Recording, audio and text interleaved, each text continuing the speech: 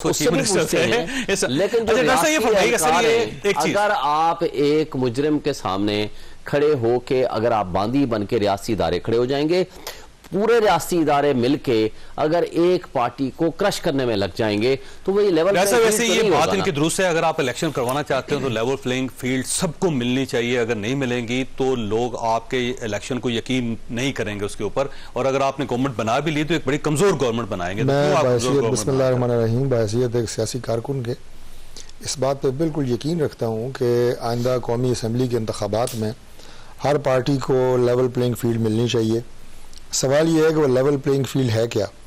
क्या जो 2018 में फील्ड पाकिस्तान तहरीक इंसाफ को दी गई थी उस इलेक्शन में वो लेवल प्लेइंग फील्ड 2018 पे लेके जाना चाहते हैं? नहीं, मैं अर्ज कर रहा हूँ कि ये उसको लेवल प्लेइंग फील्ड कह रहे हैं कि जब ये कंधों में बैठे हुए थे, हवा में तैर रहे थे, आप जेल में थे, हवा में थे, कहाँ थे, सबको पता है, उसको लेवल प्लेइंग फील्ड कहते हैं।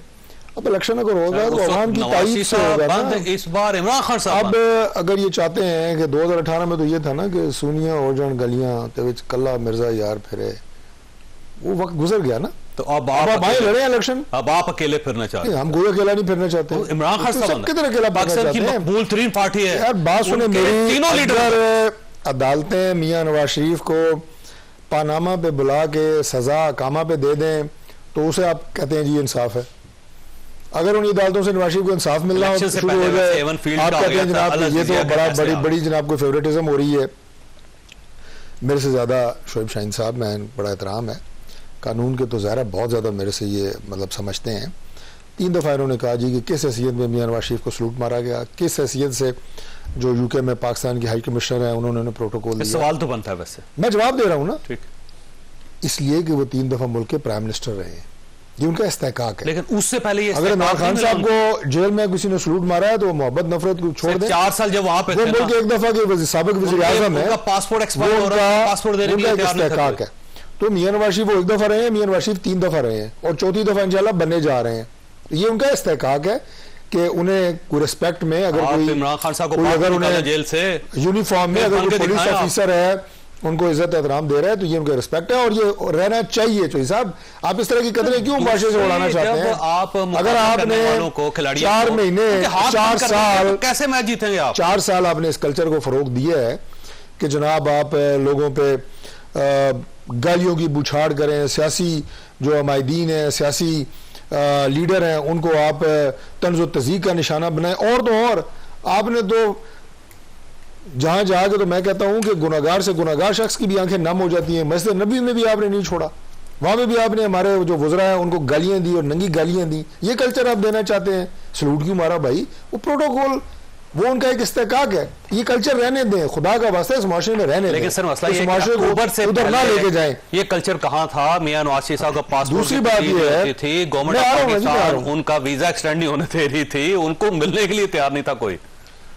साहब, अगर इसी सिस्टम ने मियां नवाज शरीफ साहब के साथ ज्यादती की है और यही सिस्टम अगर उनका अजाला कर रहा है, ये होता है, ये तो मकाफात अमल है। इमरान खान साहब अगर मियां नवाज शरीफ साहब को गलत अपने ओहदे से निकाला गया, उनकी सजा जुल्फिकार अली भुट्टो साहब को जो फांसी दी गई उसके बारे में आज कोई ऑनरेबल जज साहब जो इस वक्त जस्टिस साहब सुप्रीम कोर्ट बैठे हैं, कोई ये कह सकता है कि वो एक मुनसिफाना फैसला था? नहीं कह सकता। मैं आपको बता रहा हूँ, शोएब शाहीन साहब नहीं कह सकते कि वो मुनसिफाना फैसला था। माहिर कानूनदान आपकी पार्टी इसी तरह कहती रही मियां नवाज शरीफ साहब को के फैसले को जिसमें उन्हें अकामा की बुनियाद पर निकाला गया, कोई नहीं कह सकता कि वो एक मुनसिफाना फैसला था। आज अगर उन्हें इंसाफ मिल रहा है तो आप जनाब अदालतों को गालियां पड़ रही हैं। नासिर साहब, आपकी तरफ आना है, ये फरमाइएगा कि 2 पार्टीज हैं जो लेवल प्लेइंग फील्ड की बात कर रही हैं, एक पीटीआई, दूसरी पाकिस्तान पीपल्स पार्टी। बल्कि अब पाकिस्तान पीपल्स पार्टी पीटीआई को सपोर्ट भी कर रही है और ये कह रही है कि उनको लेवल प्लेइंग फील्ड मिलनी चाहिए। तो आप दोनों पार्टियों का क्या कोई इत्तेहाद होने वाला है? दूसरा, किस तरह लेवल प्लेइंग फील्ड आपको मिलनी चाहिए, क्या करना चाहिए? बिस्मिल्लाहिर्रहमानिर्रहीम। जावेद चौधरी साहब, बात यह है कि 2018 की अगर हम जायजा लेते हैं, 2018 में जिस तरह से आपने देखा और पूरी कौम ने देखा कि जिस तरह पीटीआई को हाथ पकड़ के बच्चों की तरह लाके पार्लियामेंट में बिठा दिया गया और उसके बाद एक बनी बनाई हुकूमत उनके सपोर्ट कर दी गई, और जिस तरह का एक माहौल बनाया गया, जिस तरह इलेक्टेबल्स और ये शेख रशीद वगैरह वगैरह वगैरह वगैरह जिनके आप नाम ले रहे हैं, ये तमाम वो लोग हैं जिनका पीटीआई से कोई ताल्लुक भी नहीं था, लेकिन उन इलेक्टेबल्स को जोड़ के एक आर्टिफिशियली एक जो है एक मेजोरिटी बना दी गई और उसके बाद जनाब पीटीआई को 3.5 साल हुकूमत का मौका मिला। अगर तो यही मिस्टेक्स रिपीट होंगी तो नतीजा वही निकलेगा जो पहले आपने देखा। 3.5 साल भी हुकूमत नहीं चल सकी। ये है कि अब पाकिस्तान मुस्लिम लीग नून को पीटीआई बनाया जा रहा है। देखिए, मेरा ख्याल ये है कि सियासी जमातों को इतना अपने ऊपर एतमाद होना चाहिए कि वो आकर अवाम से वोट के लिए अपनी मुहिम करें और डेमोक्रेटिक तरीके से आके इलेक्शन का हिस्सा लें, बजाय ये तासुर कहीं पर रिफ्लेक्ट करे कि जी कोई किसी जो है अंपायर की तलाश में है या कोई किसी सपोर्ट के थ्रू आ रहा है। मेरा ख्याल है कि वो एक तासुर एक डेमोक्रेटिक पॉलिटिकल पार्टी के लिए ये एक अच्छी बात नहीं होती है। और मैं समझती हूँ जितनी पॉलिटिकल स्ट्रगल हम सब ने की है, खुद पीएमएलएन, पीपल्स पार्टी, तमाम सियासी जमातों का अपना अपना एक स्ट्रगल रहा है बिलाखिर। और आपने देखा अच्छा, एक एतराज ये किया जा रहा है कि तीन पार्टीज बेसिकली डील करना चाह रही थी, एक पाकिस्तान मुस्लिम लीग नून, दूसरी पीटीआई, तीसरी पाकिस्तान पीपल्स पार्टी। एक को डील मिल गई, दूसरे दोनों को डील नहीं मिली, जिनको नहीं मिली वो एतराज कर रहा है। नहीं, देखिए, हमने तो डील कभी की नहीं ना। अगर हम डील करते तो बीबी की शहादत ना होती ना, बीबी को असैसिनेट ना किया जाता। अगर हम डील करके आते तो शायद यहाँ पे जो है हमारे लिए साजगार मौके होते। हम तो शहीदों की पार्टी कहलाई जाती है पीपल्स पार्टी। पीपल्स पार्टी ने तो कुर्बानियां दी हैं। और अभी देखिए, शोएब शाहीन साहब बात कर रहे थे खवातीन की, बिल्कुल दुरुस्त कह रहे हैं। खवातीन को वुमेन राइट्स के ऊपर हम बात करते हैं और हमें करना भी चाहिए, लेकिन उस वक्त भी इनको वुमेन राइट्स याद आने चाहिए थे जब फरियाल तालपुर साहिबा को रात के अंधेरे में हॉस्पिटल से ले जाकर जबरदस्ती एमएस को तब्दील करके इन्होंने अरेस्ट किया, और मुख्तलिफ सियासी जमातों की खवातीन को इन्होंने इसी तरह अरेस्ट किया। तो तब भी वुमेन राइट्स की बात होनी चाहिए थी, मेरा ख्याल है। देखिए, नवाज साहब का उनका दरवाजा तोड़ के उनको गिरफ्तार किया गया कराची में, और उसके बाद बड़ा फटा हुआ, आपको याद होगा, आईजी ने इस्तीफा दे दिया।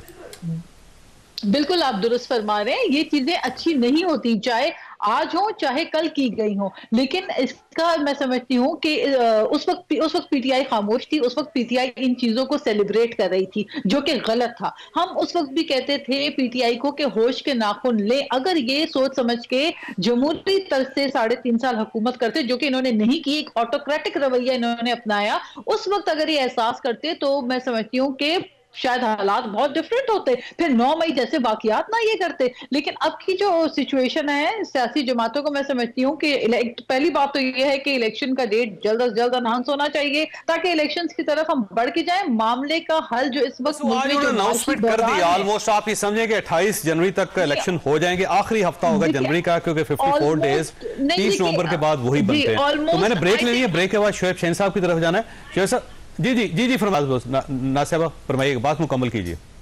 ये आखिरी हफ्ता और पहला हफ्ता जो है, ये बातें नहीं अब होनी चाहिए। अब तो कोई एक प्रॉपर डेट आनी चाहिए, ताकि सियासी जमातें एक अपनी इलेक्शन मुहिम की तरफ आगे बढ़े, एक वे फॉरवर्ड हो मुल्क को मुआशी बहरान से बाहर निकालने के लिए।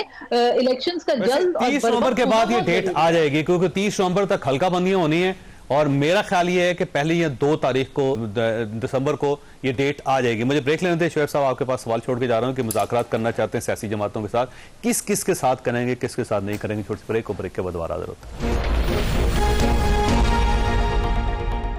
हैं। भाग गए भी, मैं नहीं कहता करेक्टर चले हैं, वो दोस्त हैं, वो भी, ये भी दोस्त है, लेकिन बहरहाल अब एक वन साइडेड एक ऐसी बात करना कि जिसके पीछे कंटेंट ना हो, ये जो है ना, देखें पॉलिटिकल विक्टिमाइजेशन, देखें जल्द ये करने दे रहे हैं, जो हमारे दौर में जो क्यों उठा रहे हैं, हमारे दौर में दावे से कह सकता हूं कि नवाज शरीफ प्राइम मिनिस्टर थे, कोई पॉलिटिकल विक्टिमाइजेशन नहीं। ये कैसे जब तक तो इनका इख्तियार व इक़्तिदार था, सारे मुकदमा तो उनके जमाने के हैं, लेकिन आज जिन्होंने बैलेंस करना है, हम रियासी इदारों की बात करते हैं।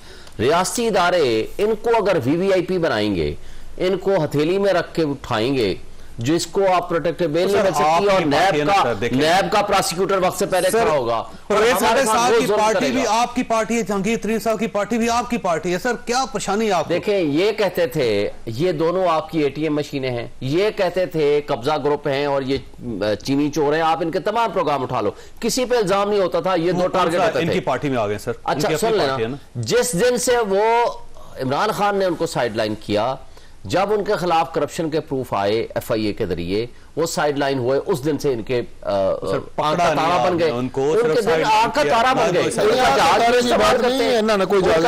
इस्तेमाल किया कौन भाई? एटीएम मशीन खत्म हो गया जब तक आप साथ थे। वो जो उस दिन था ना, ओन चौधरी वहां, ओन चौधरी इनके प्रोग्राम में बैठा था। अच्छा, लंगड़ियाल और ओन चौधरी साहब का आपने उनका जहांगीर तरीन का था, बिल्कुल मेरे सामने माना है। नहीं, ओन चौधरी साहब पायलट थे उसके जी नहीं, वो वैसे प्रोटोकॉल के लिए वो भी वहां बैठे हुए थे। मुझे बताएं, इनके पीडीएम की जमातों में दो उनके नुमाइंदे हायर करना आजकल कौन सी बात है? क्या शायद हायर किया होगा या गिफ्ट किया होगा, जो भी है, हम उसमें नहीं जाना। मिल जाते हैं, हेलीकॉप्टर मिल जाते हैं। लेकिन मुझे एक बात बताएं, ओन चौधरी और लंगड़ियाल तहरीक इस्तेकाम पार्टी के, इनके साथ वो मिनिस्टर्स नहीं थे, स्टेटस ऑफ ए मिनिस्टर नहीं था उनका, वो साथ नहीं अली मोहम्मद खान, असद कैसर साहब मौलाना के साथ नमाज पढ़ सकते हैं, उनके पीछे बैठ सकते हैं, तो इनसे भी मिल लेते हैं सर। देखिए, मिलने में कोई अर्थ नहीं है, हम कब मिले हैं, उन्होंने क्या कह लिया सर? किसी से अपनी जमात। देखें, हम ये कहते हैं ये मुल्क आपका एडवेंचर्स मिस एडवेंचर्स का मुतहम्मिल नहीं हो सकता।